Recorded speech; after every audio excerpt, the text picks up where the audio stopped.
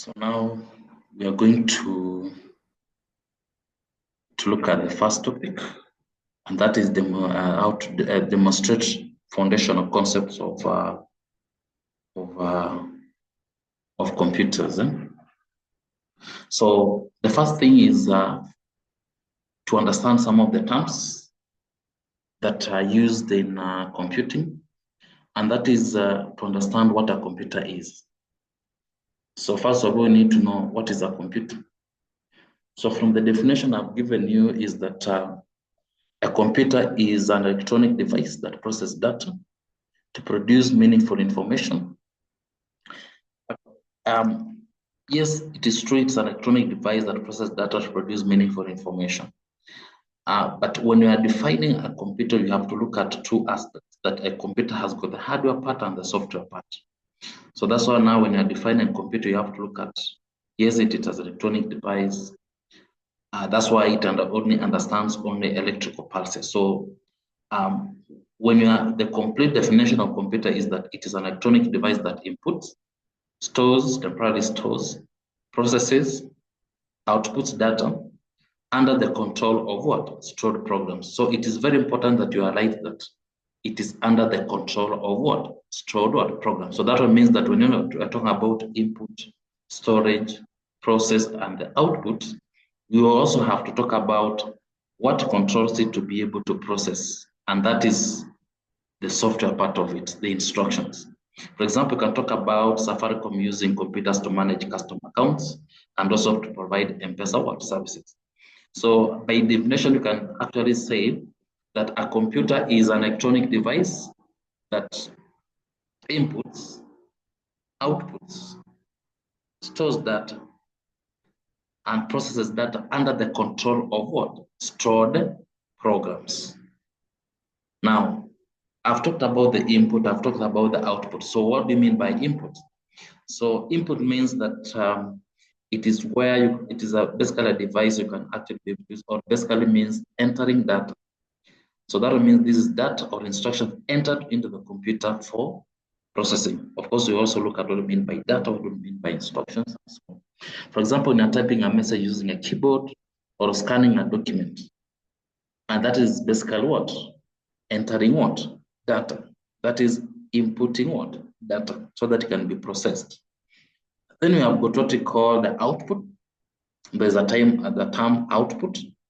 So that is the result produced by a computer after processing input. For example, when you print students' what? Results. When they say display, let's say carry calculations on the screen, that is an output. And remember, output can be in two ways. We have got the soft, and then we have got the hard copies. The soft is in a electronic form, and the hard basically is the one that has been printed. So you have to know that when I talk about the output, can be in soft or what? In hard copy. So normally it depends, because again, you have to look at data exists in different what? Forms. And that is now we are talking about things to do with the data in terms of numbers, data in terms of alphabet, data in terms of images, and images in motion, that is video and so on. And then we have got hardware. So hardware, these are basically the physical components of a computer system. So we are talking about things that you can actually be able to see. Because now when I talk about the software, you cannot be able to see the software. But now when you're talking about hardware, these are the tangible parts, things to do with the output memory and all. So these are the physical components of a computer system. For example, you have got a monitor, we have a keyboard, we have got mouse, we have got CPU. So like now when you go to, let's say in a cyber cafe, anywhere, you'll find that you have got other things to do. The printers are there, used for photo printing, document processing, and so on. Then there's another term that is software. So these are programs and operating systems, programs and operating systems that you can actually be able to, so I'm now talking about the software there. So the software, I'm talking of the programs. Remember, we have got classifications of programs or software. So we have got the system software, and then we have got the application software. So when you're talking about software, these are programs and operating systems that tell the computer what to do. I see that. Now we have got types of what? Software. We have got the system software. Things like Windows, things like softwares like Linux. For mobile phone, they will use what they call Android. This is the system software. Apple for Apple machines, Bayern Vines. So, and then we have got application software. So when we talk about application software, we are talking about the programs that you can actually be able to use by end users to create end user files. And also we have got classifications. There's so many. We have got the word processors, we have got accounting applications, we have got the graphic design applications. Like for the word processors, we have got Microsoft Word. For accounting applications, we are talking about things like Tally ERP, and other financial applications like QuickBooks, Sage, Pastel, and so on. We have got database management systems, application software like Access, we have got Oracle.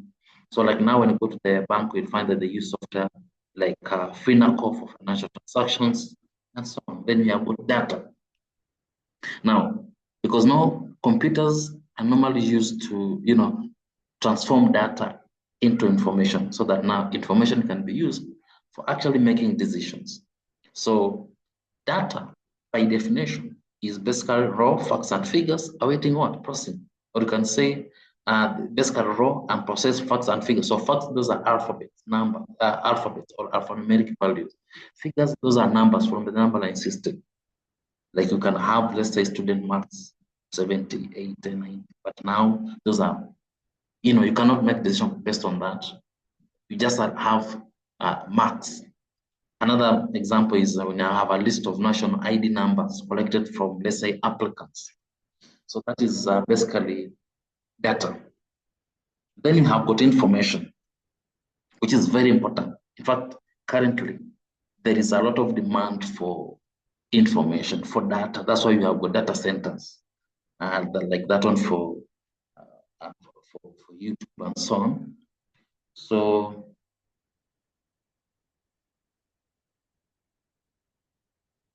I'm talking about here. So this is where we are. So I'm talking about data and what? Information. So this information basically is what?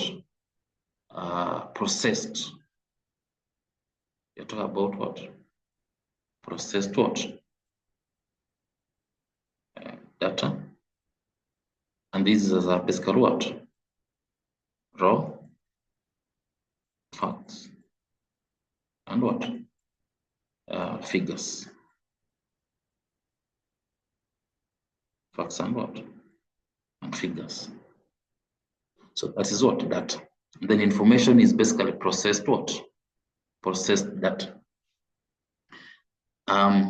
Like for example, student marks. We can talk about something like, let's say, student marks. Like student marks. So this is basically what? Student marks. Now, once it has been processed, so now that this one gives us things like mean. We have things like, let's say, average. We have things like maybe rank. So meaning you can actually be able to give, let's say, tell who is the first student, the best performing student, and so on. And then now we have the computer booting process. So, so we have talked about computer booting process here. So booting, these are routine seconds a computer takes to actually start up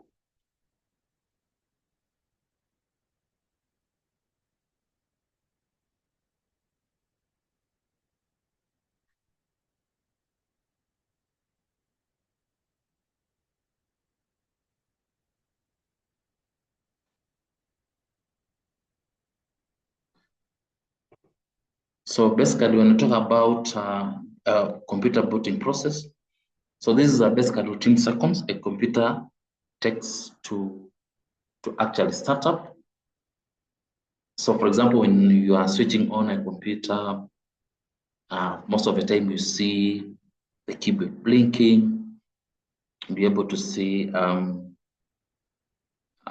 lights on the keyboard, the mouse and all that. That is power on self-testing.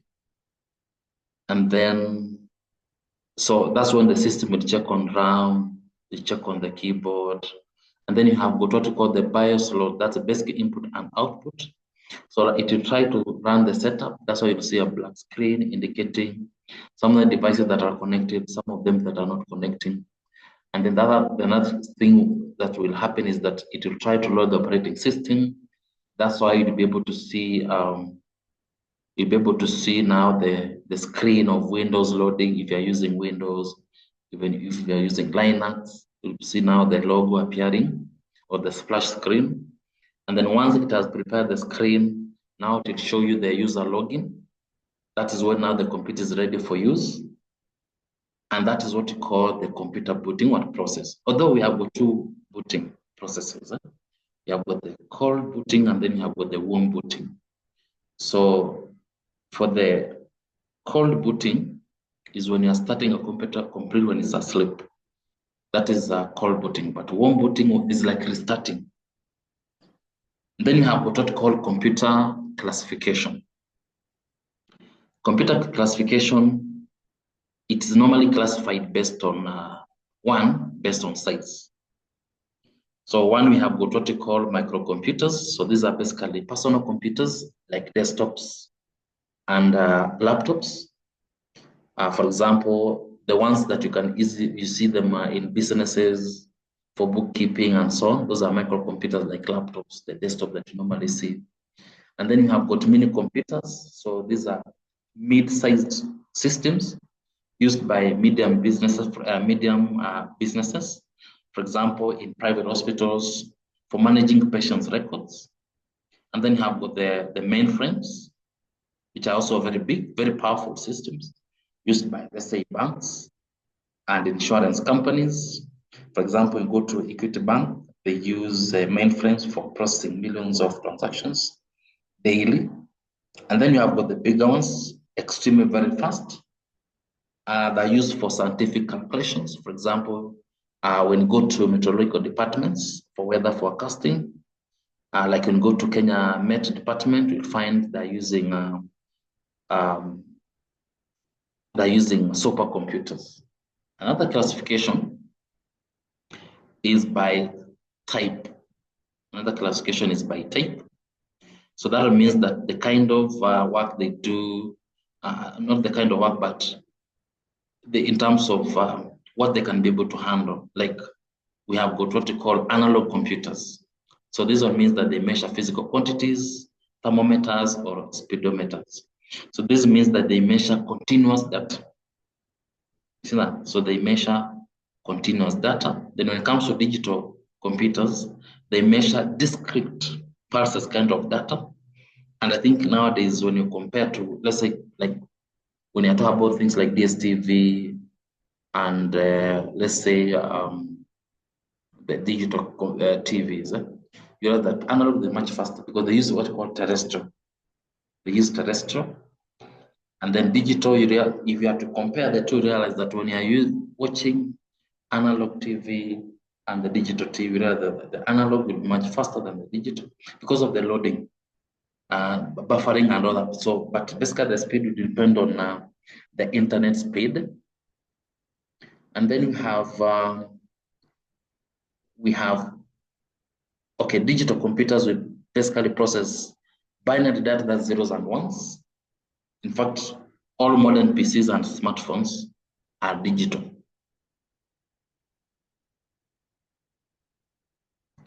So you can easily be able to classify computers by what? By purpose. And by purpose, we mean what they do. So we have the general purpose and special purpose. So for the general purpose, they can perform various tasks. For example, computers in schools or internet cafes or cyber cafes. That is general purpose. So, but now when it comes to special purpose, that would means they are designed for specific tasks. For example, ATMs used for bank withdrawals. So you see, it's specifically for bank withdrawals. It's not. So let's talk about now the computer application areas where computers are basically what? Used. So we have commerce, and that means that they're used in managing inventory. So you're now talking about application of computers.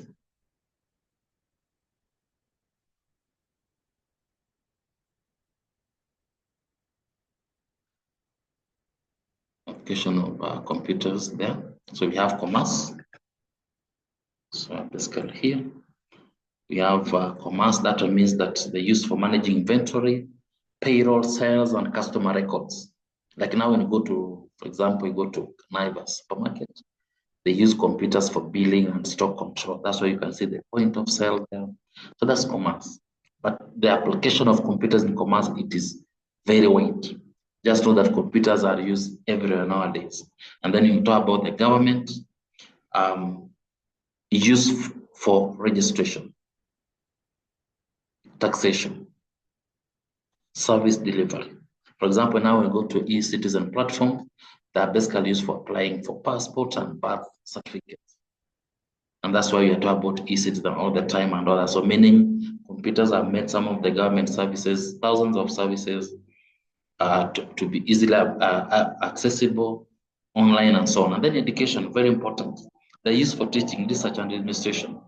Like when we talk about the RESA Kenya Institute of Curriculum Development, basically use computer to create digital content for learners.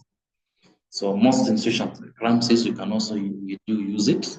Like right now, we are using for learning, for e-learning. You can use it for software development. You can use it for game development. You can use it for web design, training. You can use it for data analysis, for data science. You can use it for graphic design. You can use it for digital marketing and all those things. Data analysis.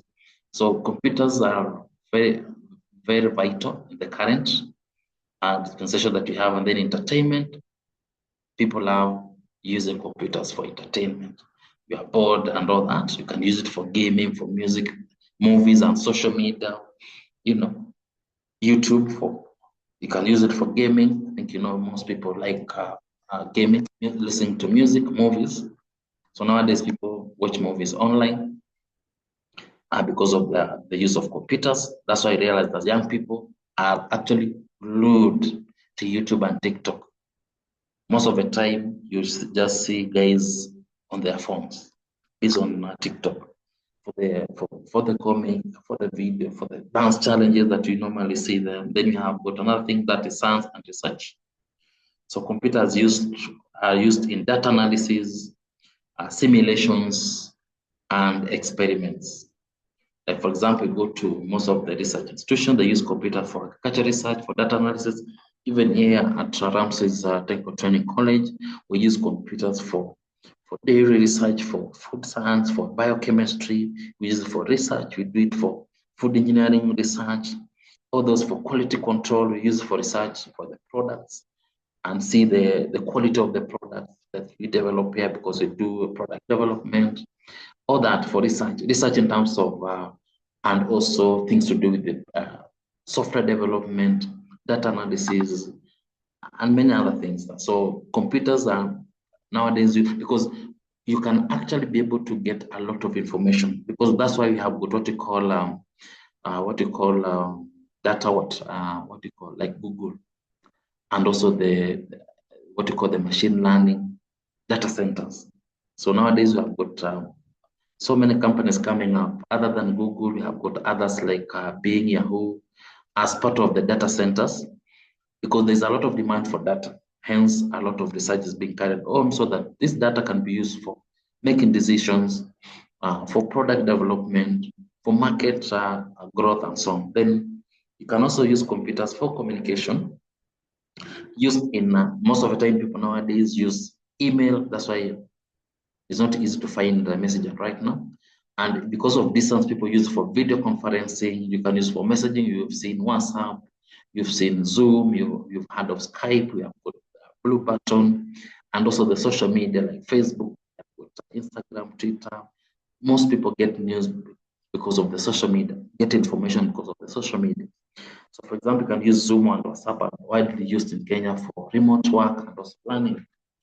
You can also use computers for trading and marketing. They're used for e-commerce, digital marketing, and online payment systems. For example, you've heard of Juma Kenya using computer for processing online orders and also mobile payments. And strange enough, globally, people are wondering how Kenyans have actually trusted and secure systems like M-Pesa, Airtel Money to actually be able to transact business. So you realize that computers play a big role in terms of in different sectors like health sector, engineering, construction, the use of automated computer-aided design for plumbing, for banking and finance. So when we look at commerce, government, education, entertainment, health, communication, so you realize that computers are very important in different sectors. So that is an explanation of the first topic. So let's meet in the next session for the next topic, and that is how you can actually be able to operate computer hardware. So we'll be talking about computer components, processor input and output storage device, peripheral devices, things to do with keyboard, mouse, and so on.